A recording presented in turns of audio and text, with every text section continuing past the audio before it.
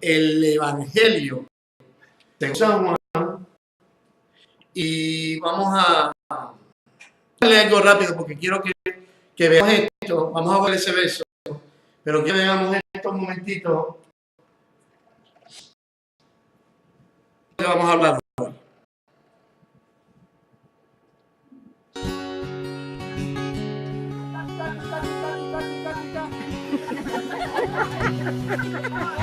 One more time.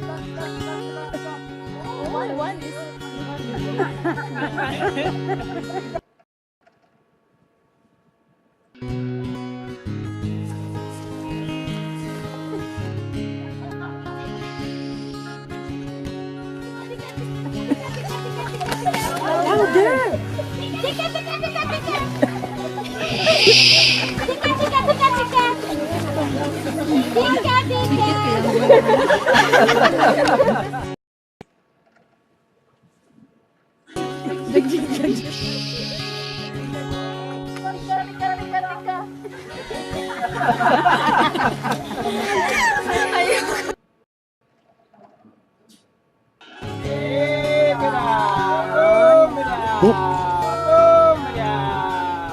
Look at them, look at them.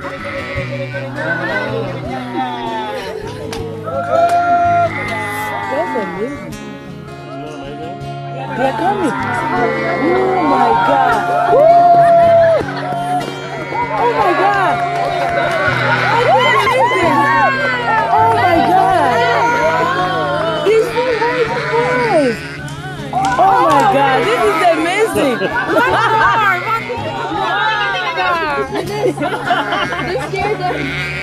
Yeah, Eunice made him go away. Oh my God. Was that cool or what? You'll never have the same Ok. again. Bueno, como ustedes ven, eso es lo que vamos a estar hablando. El día de hoy vamos a estar hablando sobre el buen pastor, pero antes de eso quiero que veamos el último verso que teníamos la semana pasada, porque quiero que tomemos en consideración algo. Es que pongamos todo en perspectiva. Jesús sanó al ciego.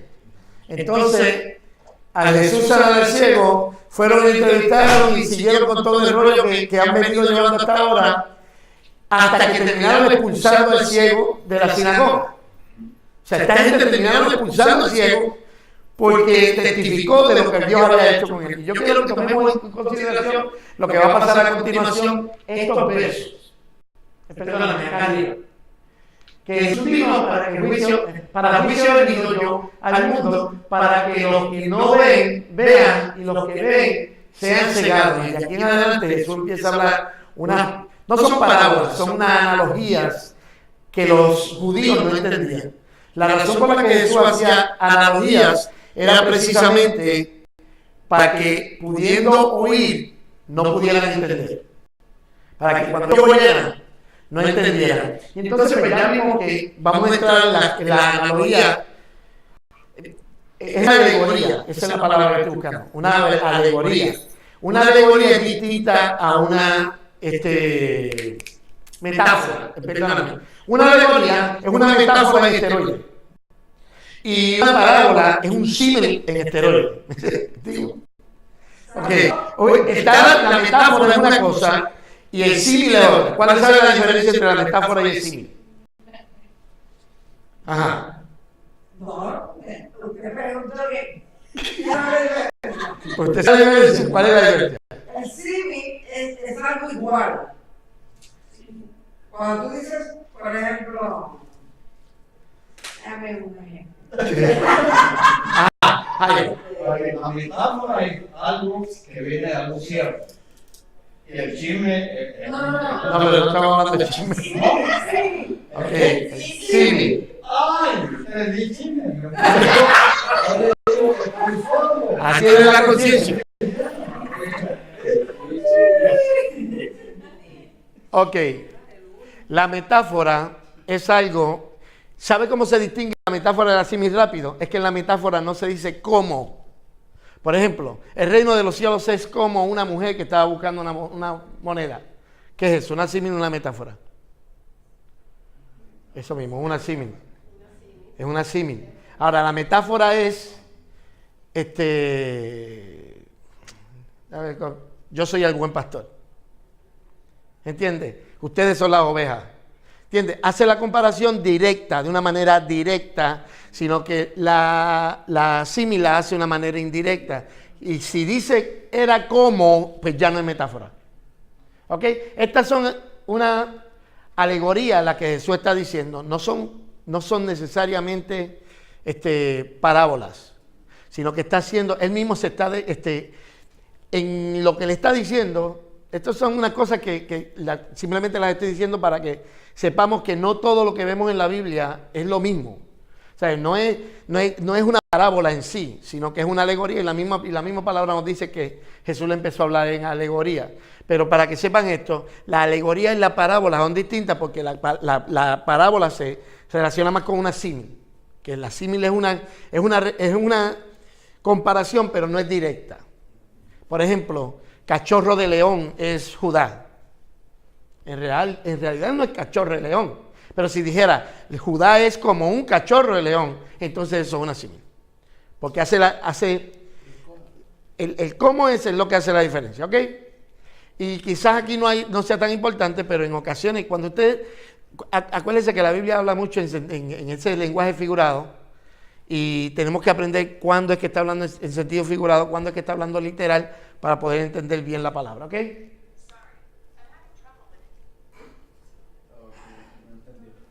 No, es que no comprende. Ok, vamos ahí. Ya dijimos que Jesús en el Antiguo Testamento se representa a Dios, a Dios se representa como el pastor de Israel. En el Antiguo Testamento también el Mesías es también reconocido como el pastor de las ovejas, y eso lo discutimos la semana pasada, no le voy a dar mucho a esto. Vamos a empezar a leer desde aquí. Empiece a leer. El que quiera, duro. De cierto os digo, el que no entra por la puerta en el redil de las ovejas, sino que sube por otra parte. Perdón. Ese es ladrón y salteador. Mas el que entra por la puerta, el pastor de las ovejas es.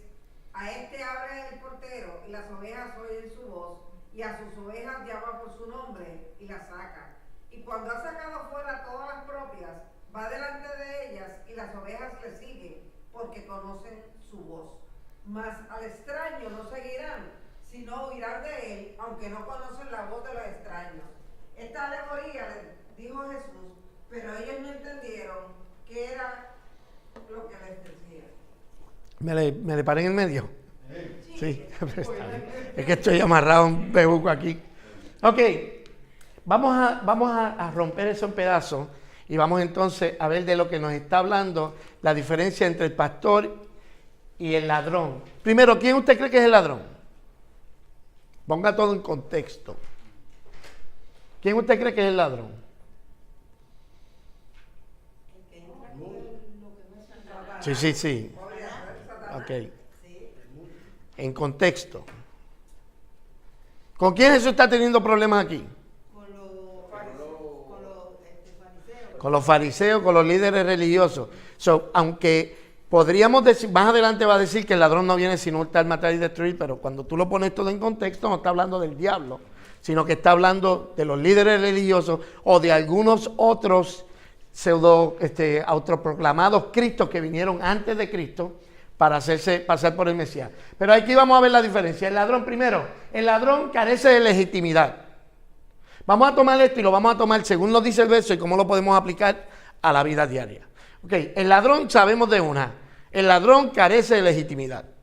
Por eso yo no puedo entender que alguien se robe algo y después diga que es una bendición. ¿Entiendes? O alguien vio que a aquel se le cayeron 20 pesos, va y lo recoge, mira, gloria a Dios, yo que estaba pelado. Le estás celebrando una derrota, porque en realidad perdiste, tu carácter está en el piso. ¿Entiendes? El ladrón no tiene legitimidad, sin embargo el pastor tiene el derecho legítimo. El portero lo deja entrar. Déjame poner de nuevo todo esto en contexto. Habían unos rediles que eran unos rediles regulares donde había más de un rebaño dentro de esos rediles. Como usted vio en el video que el pastor llama a las ovejas, por ejemplo, allí podrían haber habido otras ovejas que no eran parte de ese redil. O sea, o que eran de ese pastor. Lo que hubiese pasado en ese caso es que solamente las ovejas de este pastor hubiesen venido donde él. Entonces, habían unos rediles que eran para tener las ovejas ahí durante el día y tenía un portero que era el que cuidaba que no viniera cualquiera a robarse las ovejas, sino solamente dejaba entrar a quién, al pastor, porque el pastor tiene un derecho legítimo a entrar. Ok, Jesús está hablando de su legitimidad, en contradicción a la legitimidad. Pongamos todo en contexto. Lo último que nos está diciendo es que esto quizás pasó un tiempo entre lo del ciego y esto. Pero cuando lo ponemos todo en contexto, en el relato que se nos está presentando, vemos que está aquel ciego que botaron de la sinagoga y ahora Jesús se está presentando como el buen pastor. ¿Ok? El buen pastor tiene legitimidad, por eso es que se está en la comparación, por eso es que el portero lo deja entrar. Lo otro, las ovejas oyen su voz.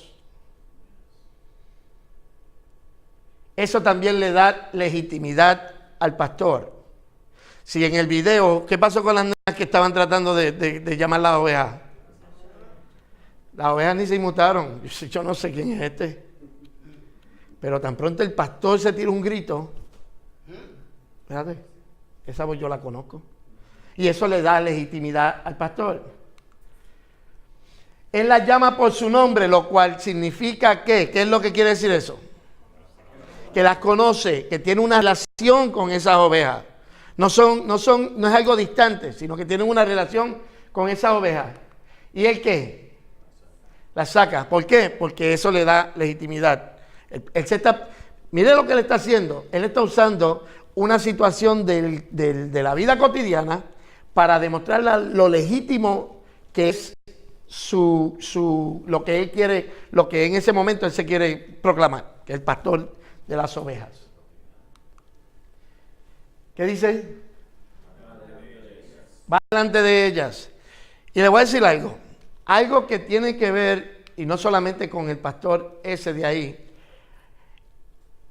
El pastor siempre va adelante, especialmente en esto de Cristo, cuando tiene que ver con la salvación. Usted no puede ir adelante de Cristo.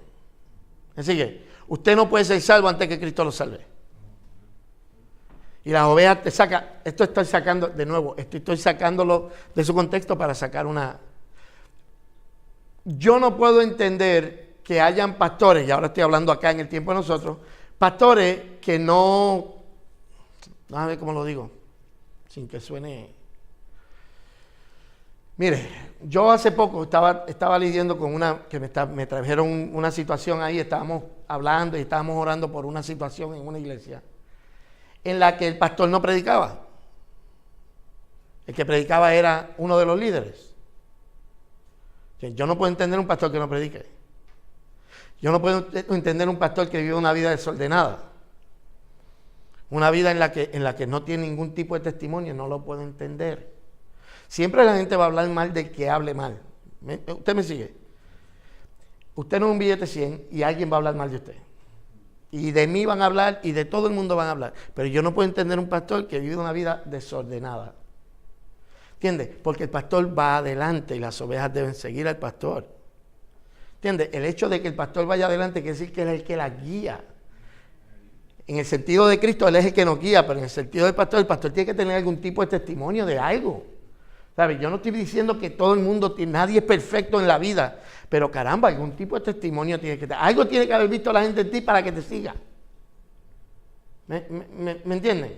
Algo tiene que haber en el pastor para que lo sigan. No puede ser, imagínate un pastor que lo estén botando del trabajo y en lo que usted lo conoce hace un año ya tiene 3 trabajos. Y lo boten del trabajo. O un pastor que ya lleva 3 divorcios en la costilla.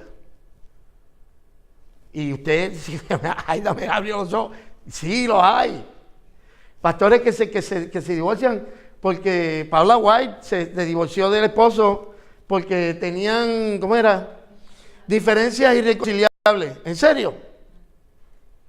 Y cada cual sigue con su vida como que aquí no pasó nada. El hecho de que el pastor saca las ovejas lo siguen y el pastor va adelante, quiere decir que el pastor algo tiene que ver las ovejas en el pastor. Porque de lo contrario, ¿quién va a seguirla? ¿Qué más dice ahí? Ellos la siguen. Y ahí está todo el... espérate, hay otra más. Y el pastor solo la dirige con su palabra. El pastor no anda dándole golpes. Hay ocasiones en que era un solo pastor para un montón de ovejas. La Biblia dice que nos dio un ejemplo y dice, había un pastor que tenía 100 ovejas. ¿Tú te imaginas un pastor teniendo 100 ovejitas y con la voz solamente las dirige? Seguimos el relato. ¿Alguien que lea eso? Y cuando ha sacado fuera todas las propias, va delante de ellas, y las ovejas le siguen, porque conocen su voz. Mas al extraño no seguirán, sino huirán de él, porque no conocen la voz de los extraños. Esta alegoría les dijo Jesús, pero ellos no entendieron qué era lo que les decía. Ok. ¿Por qué usted cree que hay gente que por más que se le predique, nunca quieren convertirse? Aparte de su maldad. Porque no conocen de la palabra. No conocen de la palabra, pero hablando en este contexto. No lo entienden, o también que... ¿Por qué no lo entienden? Porque quieren seguir en su mundo. Porque no conocen su voz. Porque no conocen su voz. Porque solamente sus ovejas conocen su voz. Hasta que una persona no se convierte, no puede seguir a Cristo. ¿Te han visto gente que han estado en la iglesia mucho tiempo, pero en realidad nunca han sido cristianos? Porque no conoce la voz del pastor. Cuando usted con una persona y usted le habla del evangelio y para ellos le parece una cosa loca, no entienden la voz del pastor porque no la conocen. Si no hay una relación con el pastor, no pueden seguir al pastor. Gente que viene a la iglesia, están en la iglesia, porque acuérdense, están en el redil todas. Hay unas que van a oír al pastor, hay otras que no, porque esas que no escucharon no son de ese pastor. Entonces, cuando él dice, él saca las de él, él saca las suyas. Las que no son suyas se quedan allá. Entonces, hay personas que llegan a la iglesia, profesan, están en el redil, están junto con los demás cristianos, pero no reconocen la voz del maestro. Reconocen la voz de Dios. Mira lo que sigue diciendo. Déjame ponerlo aquí. Sigue esa lógica. Si solo siguen la voz del pastor, el ladrón tiene que imitar la voz del pastor si quiere engañarla, ¿verdad que sí? ¿No es eso lo que está pasando ahora? Cogen una Biblia para decir cualquier cosa, para engañar a la gente, porque si no se parece al pastor, nadie los va a seguir. Las ovejas son dirigidas solo por la palabra, entonces, solo estudiando la palabra del pastor, podemos librarnos del ladrón. Y eso es lo que estamos haciendo aquí hoy. Y esto no es algo que usted nunca ha escuchado. Y mientras yo tengo la oportunidad de volver a pasarle por encima con esto, lo voy a volver a pasar. Si usted no estudia la palabra de Dios en su casa, usted nunca va a reconocer la voz del pastor. ¿Por qué? Porque no se acostumbra a escucharla. Y cuando yo vengo y digo cualquier disparate del frente, usted no sabe distinguir si lo que yo dije fue un disparate o no, porque es que no está acostumbrado a escucharla. Pero si usted la escucha, entonces cuando yo diga algo, las antenitas se levantan. Eso no me parece a lo que dice el pastor. Esa voz no parece la del pastor. Usted me sigue lo importante que es esto. Y cuando veamos esto ahora en adelante, vamos a ver que lo peor que hay en el mundo es uno estar engañado y creer que uno es cristiano sin serlo. Porque no todo el mundo que va a la iglesia es cristiano. ¿De qué manera podemos oír la voz del pastor? Ya se lo dije. Número 1, estudiando la palabra. ¿De qué otra manera usted cree que podemos oír la voz de Dios? La voz del pastor. ¿De qué otra manera? Yo tengo aquí una que yo escogí, pero dígame usted. En la oración oímos la voz del pastor. ¿Cómo? ¿Cómo podemos oír la voz del pastor? Ya le di una, estudiando la palabra. En la predicación, ¿de qué otra manera? ¿El testimonio de quién? Sí, pero no es la voz. Yo quiero la voz del pastor. En la predicación, cuando se está predicando, cuando se estudia la palabra, hay una bien importante que la mayoría de nosotros a veces dejamos, y es momento en que nosotros aprendamos a reconocer esa voz también. ¿A usted nunca le ha pasado que usted recibe un testimonio en su alma del Espíritu Santo? La Biblia dice que el Espíritu nos da testimonio de que somos hijos de Dios. Y de eso precisamente es lo que cuando nos acostumbramos a escuchar la voz de Dios, la reconocemos acá adentro. No necesariamente acá afuera, sino que lo conocemos acá adentro. Entonces, ¿a cuántos Dios le ha hablado a su corazón? ¿Cómo tú sabes que fue Dios? ¿Por qué? Porque concuerda con la palabra de Dios. Si lo que me está diciendo, si Dios me está diciendo, esa mujer con que te casaste, no debiste haberte casado con ella, era aquella otra. ¿Usted cree que eso es Dios? ¿Eso pasó en una iglesia? Viene esta mujer, la iglesia se llamaba Portal del Cielo, o la que se creó nueva fue Portal del Cielo. Viene una mujer profetizando y le pone la mano encima al pastor y le dice: pastor, mi siervo, porque siempre dicen siervo a la gente. Siervo, esa mujer que tú tienes no es tu compañera. Tu compañera es la sierva con la que yo te estoy hablando. De 200 maneras que hay de declarársele a otra persona, esa es la peor. Esa es la peor. Pero eso pasó de verdad. Y la iglesia era una iglesia bautista. Y creo que no sé si la iglesia bautista se llamaba Portal del Cielo o la iglesia que se formó. Porque el pastor dijo: Dios habla y yo obedezco. Así que votó a la mujer y se quedó con la otra. Entonces, pero eso pasa. Pero ¿cómo yo puedo entender que eso no fue la voz de Dios si yo no estoy constantemente escuchando la voz de Dios? Dios me puede hablar a mi espíritu. No me va a decir una locura que vete para San Juan a jugar a Julieta. Usted nunca ha oído eso. Eso no es Dios. Que te manda a hacer cosas locas y hacer boberías y hacer... No. Cosas que tienen que ver con tu santificación, que tienen que ver con... Tampoco bochinches de otro. Es que yo sentí en mi espíritu que esa persona como que un antipático. Si eso basta con ver, con mirar, eso no es que... Dios no te lo tiene que revelar, eso se sabe.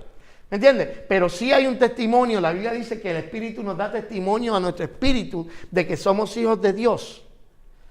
Entonces, al escuchar un sermón, ya lo dijimos, cuando usted y yo tenemos una conversación, nos podemos exhortar el uno al otro. Usted escucha la voz de Dios a través de la exhortación de un cristiano. Cuando estoy hablando con usted, usted está hablando conmigo. Ustedes las veces que yo he hablado con gente y que yo he estado en una encrucijada que no sé qué hacer, y esa es la persona que Dios usó para darme claridad en la mente y poder tomar la decisión de una manera más sabia. Que Dios nos habla a través de esos medios. Y al considerar la creación, Dios también nos habla. Y Dios nos deja saber: yo soy real, a través de las cosas creadas. Esa es la manera en que Dios nos habla. ¿Nos habla Dios a través del testimonio de lo que Dios hizo con otra persona? En realidad no, porque eso es una experiencia de esa persona. ¿Me entiendes? A ver, yo no sé cuántos se acuerdan de los cultos que hacían de testimonio y alabanza, que no se predicaba, sino que solamente se cantaba y se daba testimonio. Eso cabe dentro de la iglesia, pero debieron haber metido la palabra en alguna manera, porque el testimonio no es palabra de Dios. El testimonio es la obra que Dios está haciendo en la gente, que te puede ayudar a darte ánimo por lo que tú estás pasando, pero no te puede edificar como la palabra te edifica. ¿Ok? ¿Estamos claros en cuanto a eso? Ahora viene... Ok, el buen pastor. Seguimos leyendo. Alguien que me lea, búsquelo, espérate, no. Búsqueme el verso 7.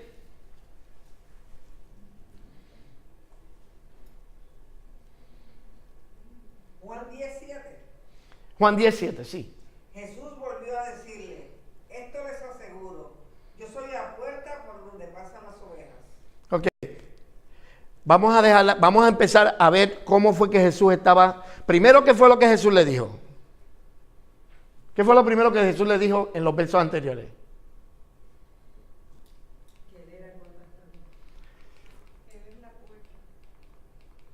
Déjame ponerle los versos. ¿Qué es lo primero que dijo Jesús? Ahí, en esos versos. Espérate, no, espérate, que estoy donde no es. Ahí.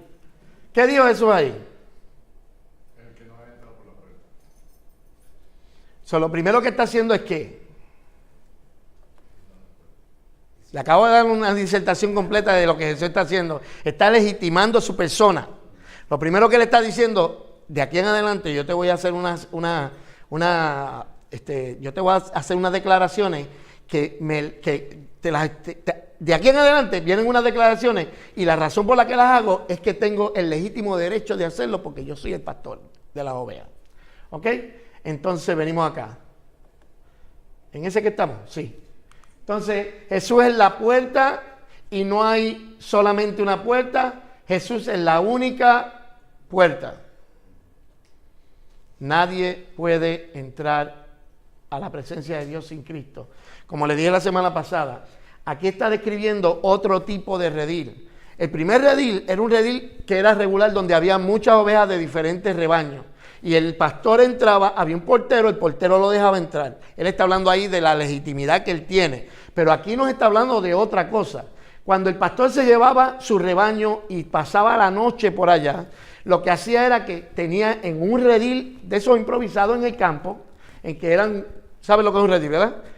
Y él, en la puerta, él se sentaba en la puerta, se recostaba en la puerta para que cuando la oveja quisiera salir, porque no había por dónde salir, es solamente una puerta, tenía que pasar por encima de él.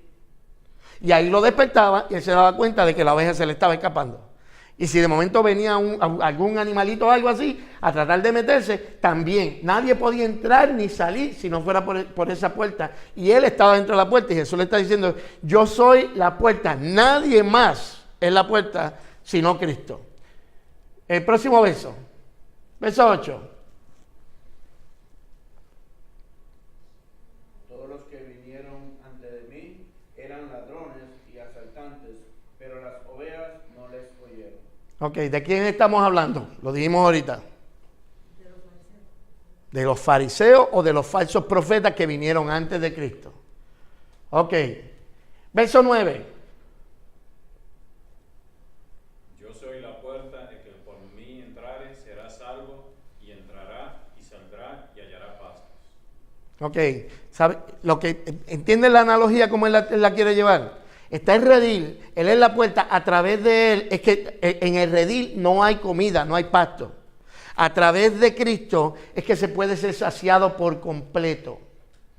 Lo que Cristo está diciendo. Él es la puerta y las ovejas tienen que salir de ahí, van y comen. Por eso dice que entran y salen para darle a entender exactamente lo que él quiere decir. Entran y salen y son saciadas por completo. Fuera de Cristo no podemos ser saciados. Nuestra vida completa está en la dependencia de lo que Cristo ha hecho por nosotros. Sin Cristo no podemos hacer absolutamente nada. Verso, ¿cuál? 10. Verso 10.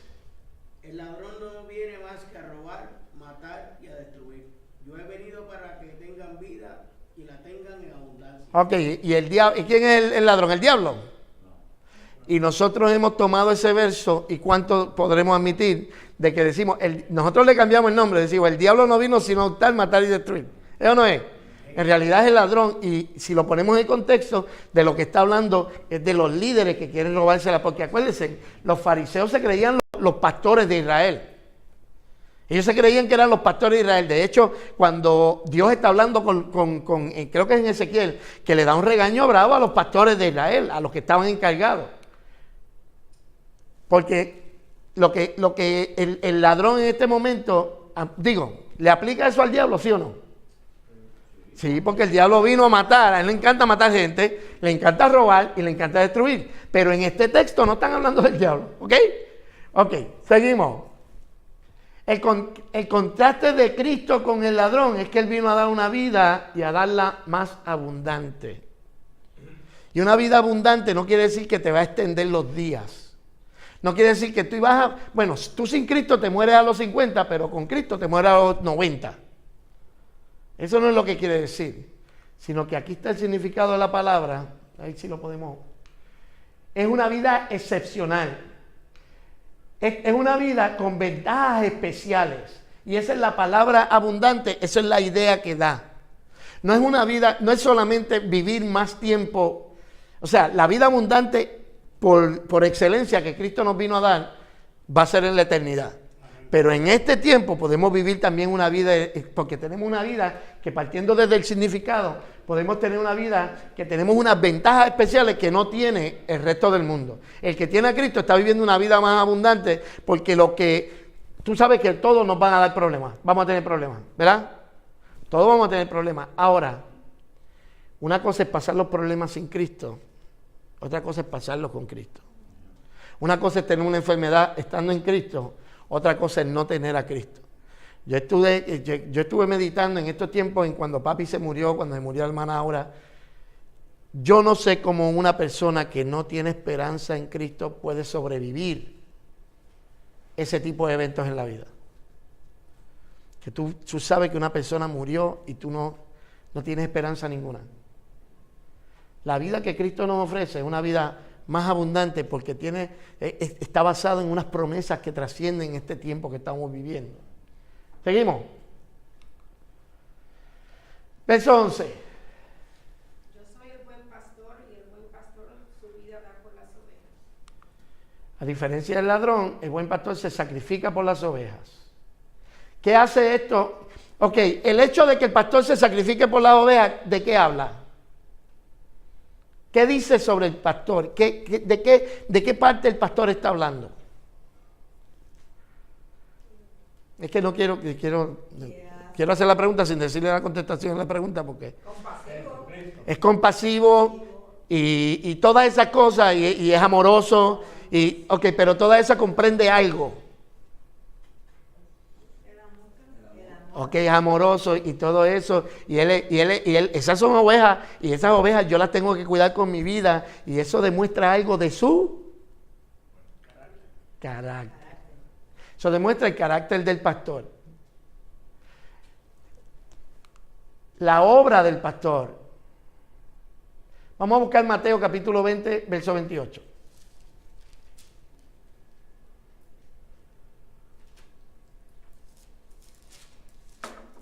Mateo 20, 28. Estoy loco por llegar al punto que vamos a llegar hoy. Así como el Hijo del Hombre no vino para que le sirvan, sino para servir y para dar su vida en rescate por muchos. Eso es lo que hace el pastor de las ovejas. Eso es lo que hace Cristo por nosotros. Vamos a buscar otro más de esos que están ahí. Gálatas 3:13. Si quieren lo pueden apuntar si quieren Gálatas 3:13. El asalariado, ¿qué es lo que hace el asalariado? Lo que pasó con el paralítico de Betesda. ¿Qué es lo que estaban haciendo? ¿Qué es lo que hicieron esos fariseos, los asalariados, los ladrones? Con lo que Jesús quiere hacer un contraste. Cuando el paralítico de Betesda, ¿qué hicieron?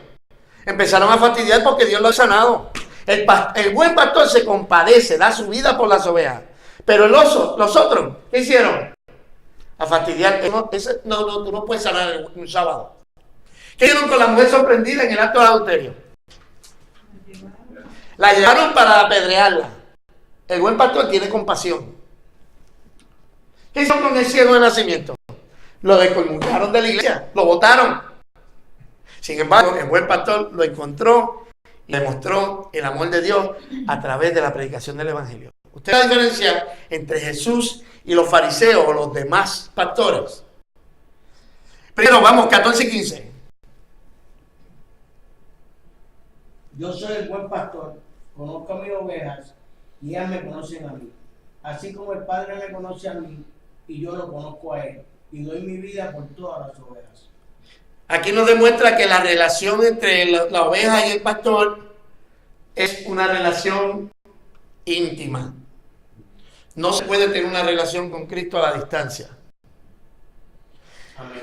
Cuando cogieron a Cristo y se lo llevaron preso, pero la Biblia dice que lo seguía a la distancia. El que sigue a Cristo a la distancia termina negándolo. Irremediablemente. Así que se puede seguir a Cristo a la distancia. Y aquí vemos unas cuantas cosas. Ahora tengo que darle rápido. Él conoce los míos y los míos me conocen a mí. Esa es la relación que hay entre la... De la misma manera en que el Padre me conoce y yo conozco al Padre. Esa es la relación que debe haber entre la iglesia y el Señor. Verso 16.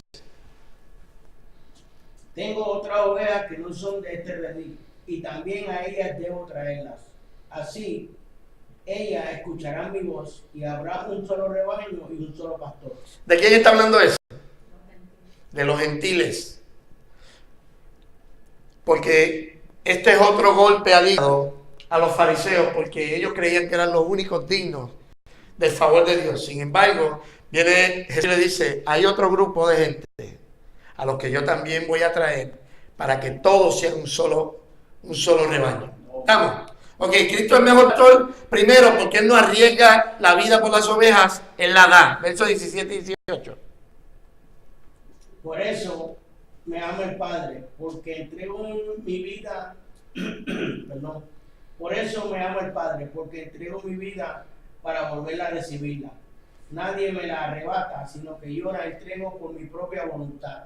Tengo autoridad para entregarla y tengo también autoridad para volver a recibirla. Este es el mandamiento que recibí de mi Padre. Ok, tenemos que Cristo es un mejor pastor, porque primero Él no arriesga la vida por la oveja, Él la da. Lo hace de una forma voluntaria. Logra salvar sus ovejas. La pone y la vuelve a tomar. Y eso es bien importante. El hecho de que Cristo la toma. O sea, la muerte de Cristo no fue un accidente, ni fue que le fallaron los cálculos, ni fue que Cristo. ¿Y ahora qué hago? No. Era una muerte que estaba planificada. Cristo no lo asesinaron. Cristo fue entregado como sacrificio. Ok, y ahí aquí un comentario bien que me pareció interesante de este hombre y alguien que me lo lea rapidito. El hecho de que la muerte de Cristo sea un acto voluntario debe ponerse de relieve a fin de que cuando ocurra la muerte, los enemigos que la han producido no tengan derecho a jactarse como si eso fuera su victoria, y también a fin de que los discípulos no tengan razón para desesperarse como si fuera la derrota de Cristo. Amén. ¿Verdad que eso está súper? A ver, cuando tú ves lo que pasó con los discípulos, bueno, nosotros no podemos poner religiosos ahora y decir, no, yo nunca hubiese negado a Cristo, si Cristo me dijo que... con la boca es un mamey. Pero cuando vemos que Cristo lo mataron, debió haberle dado esperanza a los discípulos, porque espérate, Él me anunció que lo iban a matar. Quiere decir que Él estaba en control de todo lo que estaba pasando. En el momento en que los llevaron donde Pilato, Él le dijo a Pilato, yo para esto es que he venido al mundo. Yo quito mi vida, yo pongo mi vida y yo la vuelvo a tomar porque tengo la autoridad para tomarla y para ponerla y para quitarla. Por eso me ama el Padre, porque yo pongo mi vida por las ovejas.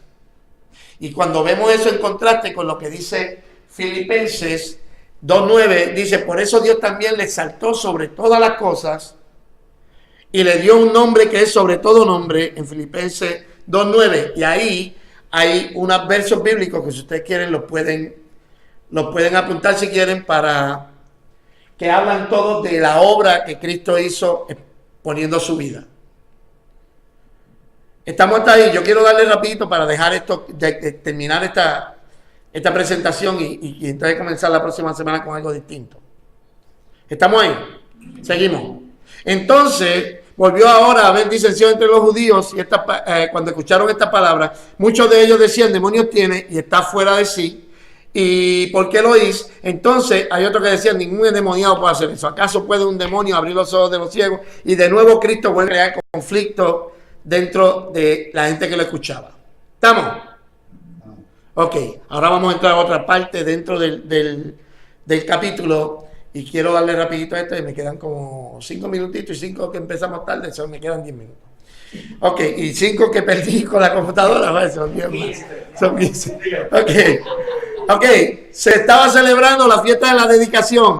Alguien que me lea esto, rápido.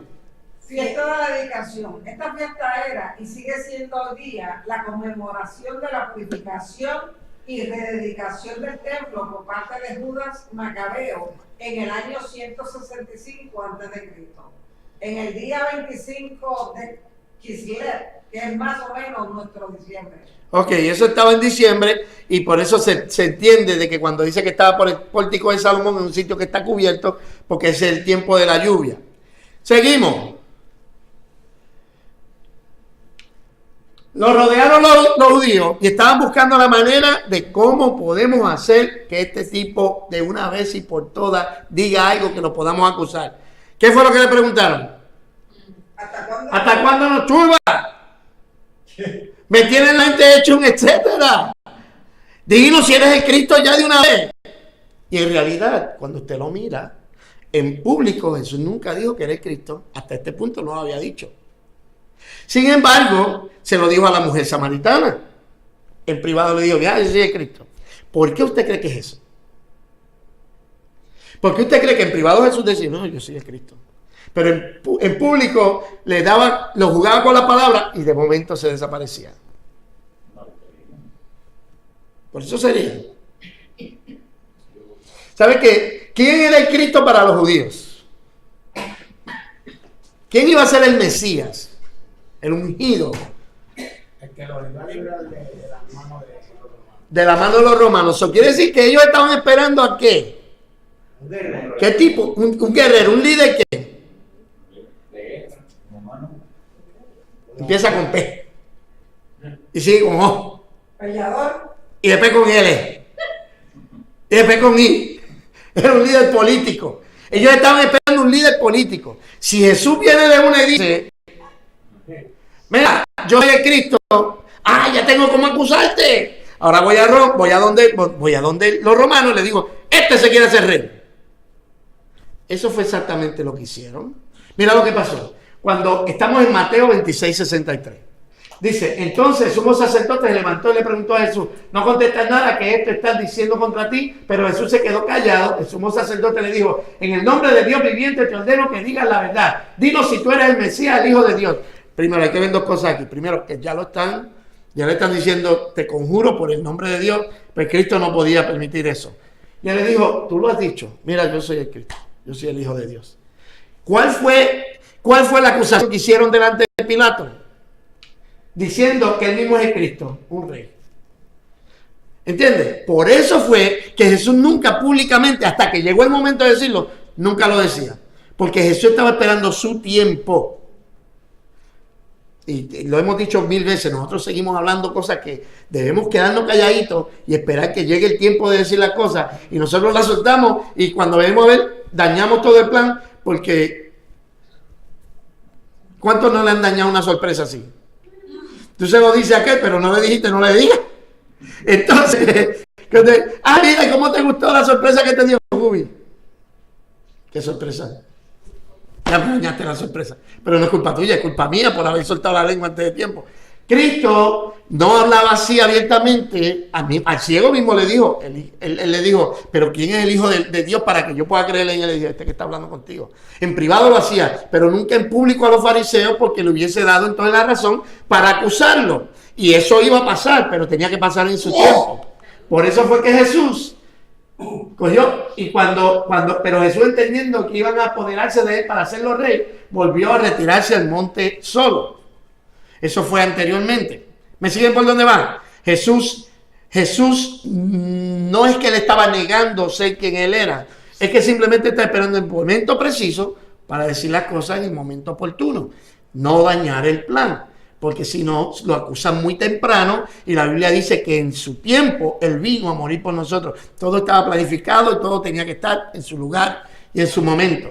Recuerden esto, Cristo murió y tenía que cumplirse toda la profecía de acuerdo a cómo se estaba cumpliendo. Dicen, bueno, dicen que dicen, pero no dicen nada. Mejor no le digo lo que dicen.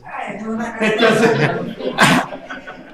la afirmación, ya se lo he dicho, está totalmente justificada. Aparte, Jesús le dice, ya yo se lo he dicho a ustedes, en realidad, el que hubiese estado con un corazón dispuesto a escuchar a Jesús, le hubiese creído.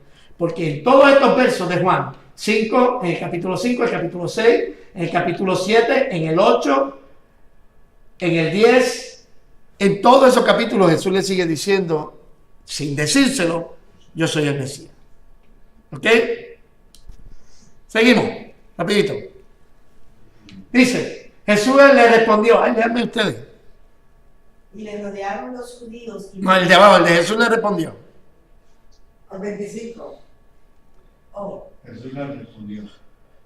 Os lo he dicho y no creéis. Las obras que yo hago en nombre de mi Padre, ellas dan testimonio de mí. Pero vosotros no creéis, porque ni sois de mis ovejas, os he dicho. Mis ovejas oyen mi voz, y yo las conozco y me siguen. Y yo les doy vida eterna y no perecerán jamás, ni nadie las arrebatará de mi mano. Amén. Vale. Primero hemos hablado de en cuanto a las obras. Cuando Jesús está hablando de sus obras, son los milagros que está haciendo y las cosas que está enseñando. Y esa es la obra que Dios lo mandó a hacer. Esos milagros eran lo que testificaban acerca de él. Ellos no querían creer, pero aquí hay una cosa tan bonita, porque dice, mis ovejas primero oyen mi voz, yo las conozco y me siguen. Aquí hay una parte que es la que le toca a las ovejas hacer. Las ovejas se supone que oigan la voz, las ovejas se supone que lo sigan. Pero miren lo que le toca hacer a Dios.